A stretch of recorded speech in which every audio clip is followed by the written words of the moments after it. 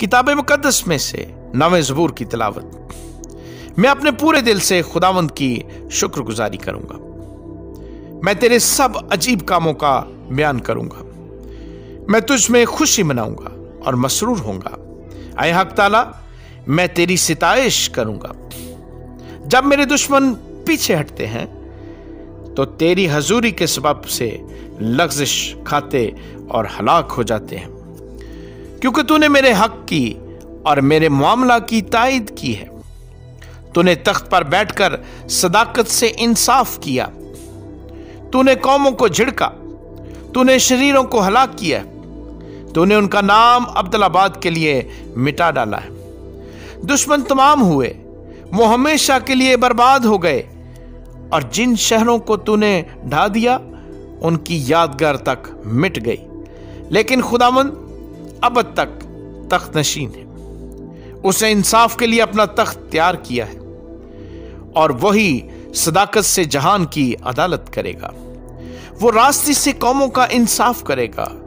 खुदावंद मजलूमों के लिए ऊंचा बुर्ज होगा, मुसीबत के अयाम में ऊंचा बुर्ज।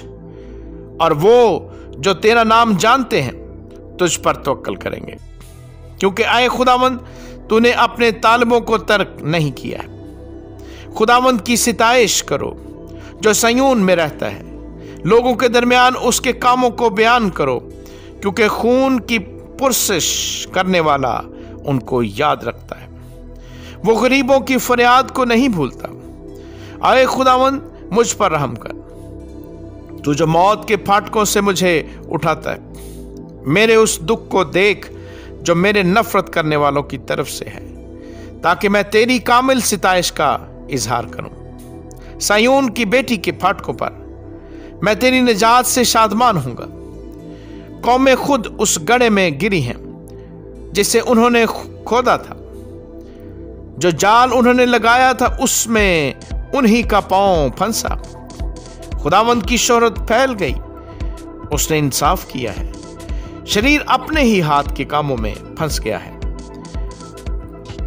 शरीर पाताल में जाएंगे, यानी वो सब कौमें जो खुदा को भूल जाती हैं, क्योंकि मस्कीन सदा भूले बिसरे न रहेंगे, ना गरीबों की उम्मीद हमेशा के लिए टूटेगी।